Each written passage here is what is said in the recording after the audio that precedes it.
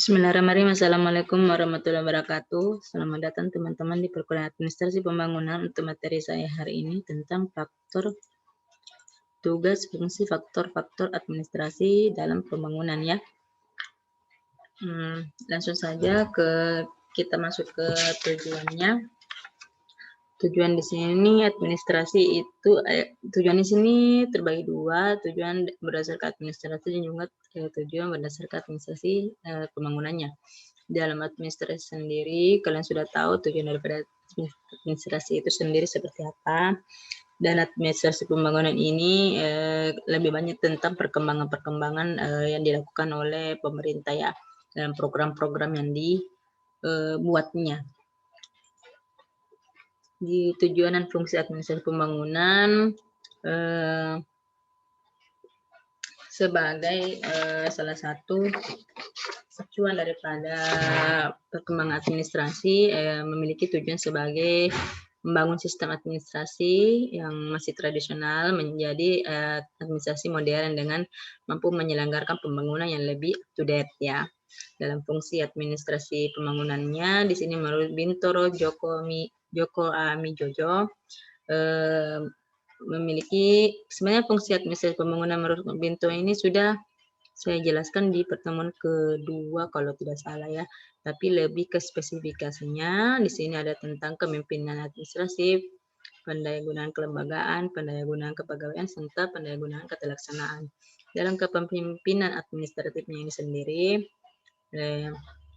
bagaimana seorang pemimpin ini mampu mengembangkan administrasi dalam bidang pembangunannya ya. Yang kedua, dalam pendayagunaan kelembagaan, jadi melalui organisasi pemerintah yang diupayakan dalam pelaksanaan dalam peningkatan pembangunan ya.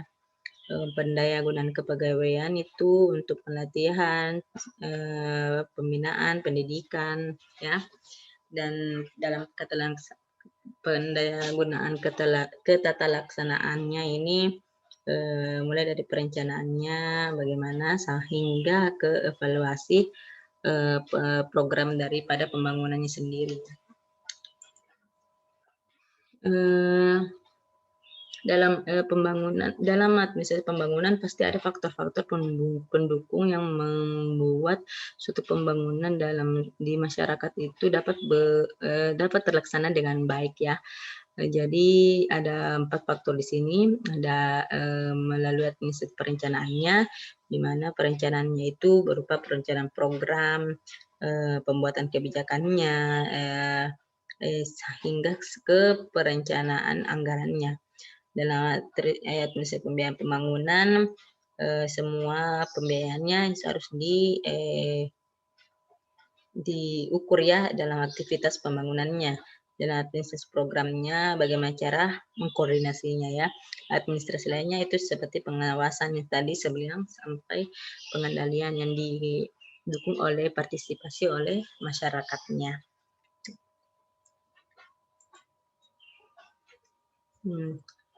Rencana administrasi pembangunan di masa mendatang sudah sangat spesifik lagi di sini bisa dilihat.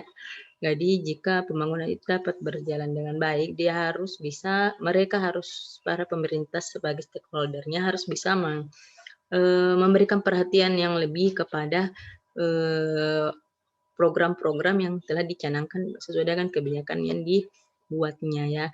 Jadi mereka harus menjadi perhatian terhadap pengaplikasiannya.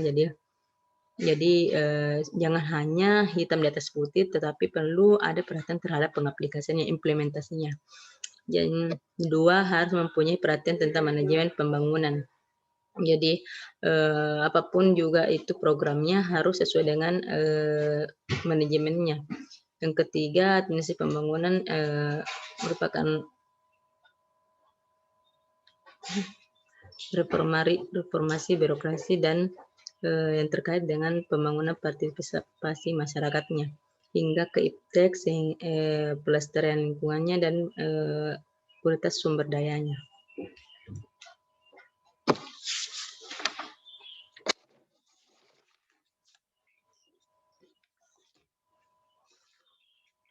Di saat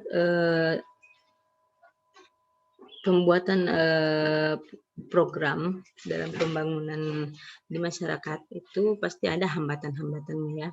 Dimulai sumber daya masyarakatnya, sumber daya manusianya, sumber daya modalnya dan teknologinya. Sumber daya manusia pastinya harus berkualitas sesuai dengan siapa saja yang berkompeten dalam bidang pelaksana programnya.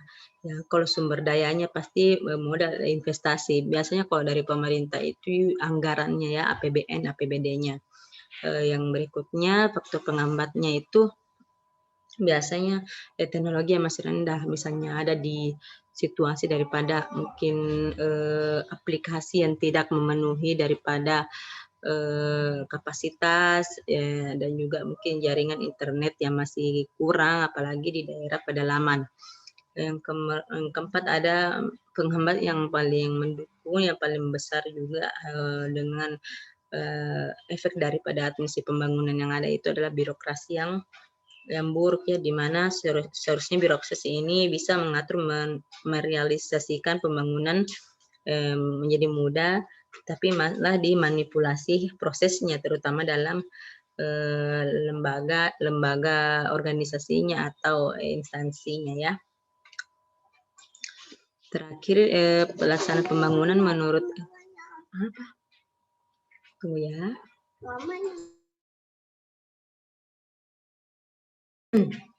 Jadi pada pelaksanaan pembangunan di sini Ginanjar menegaskan bahwa ada 3 faktor ya, sama seperti tadi SDM ya, sumber daya manusia. Jadi pada hakikatnya manusia itu beragam perilakunya. Jadi misalnya program sudah terencana dengan baik dan kebijakan sudah dibuat, tinggal implementasinya, tapi adanya lagi ego-egonya para manusia yang ingin mementingkan diri sendirinya.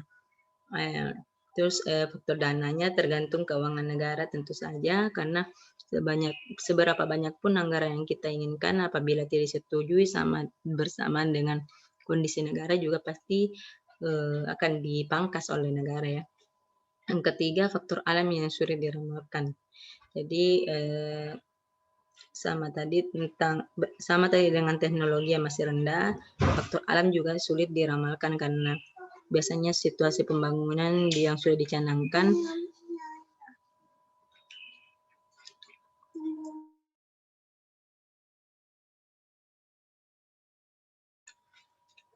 jadi faktor alam yang sudah diramalkan kondisi jalanan, tingkat curah hujan ataupun juga situasi lingkungan ya yang sudah berubah-ubah sampai saat ini menjadi juga faktor pelaksana pembangunan dapat terhambat maupun bisa juga berkembang dengan baik ya. Saya kira sekian untuk materi hari ini. Tunggu ya. Hari ini untuk materi keempat kita hari ini ya. Ada di situ. Ada di situ. Ya.